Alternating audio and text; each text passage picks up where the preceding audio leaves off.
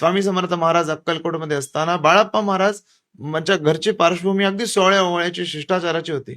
बाळाप्पा महाराज स्वामींसमोर गेले, तेव्हा पानं वाढायची चाललेली, पंक्ती चाललेली, तेव्हा भक्तांनी सांगितलं बाळाप्पा महाराज पानं वाढा. तेव्हा महाराज म्हणाले माझी शिवाराधना झाली, शिवाची पूजा झाल्याशिवाय सवळ भ्रष्ट होईल म्हणून मी अन्नाला हात लावत नाही. तेव्हा स्वामींनी हाक मारून घेतली, म्हणाले बाळ्या इकडे आहे.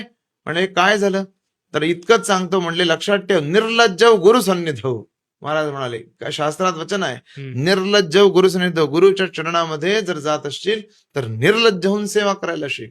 जो निर्लज्ज होऊन सेवा करतो तोच सेवेकरी होतो. म्हणून महाराजांची सेवा किंवा स्वामींची, दत्त महाराजांची सेवा करताना निर्लज्ज होऊन, अर्थात सगळी लज्जा म्हणजे कुठली लज्जा, जी काम करताना येणारी लज्जा. चप्पल कसं उचलू, शौचालय कसं धुवू, हे काम कसं करू, ते काम कसं करू, ही लज्जा सोडून सगळं हे माझ्या सेवेचं फळ महाराज मला देणार आहेत. आणि सगळ्यात शेवटी एक गोष्ट लक्षात ठेवायची, कुठले खोलीतले बंद कॅमेरे चालू असतील नाही मला माहित नाही, पण गाभाऱ्यात बसलेला कॅमेरा, अखंड त्रिभुवन सांभाळणारा कॅमेरा आहे, त्याला सगळं दिसतंय.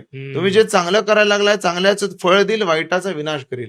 हे ज्या माणसाला माहिती आहे त्याच्याकडनं सेवेतही कसली चूक होत नाही आणि महाराज त्याच्याकडनं ती चूक होऊही देत नाही. वा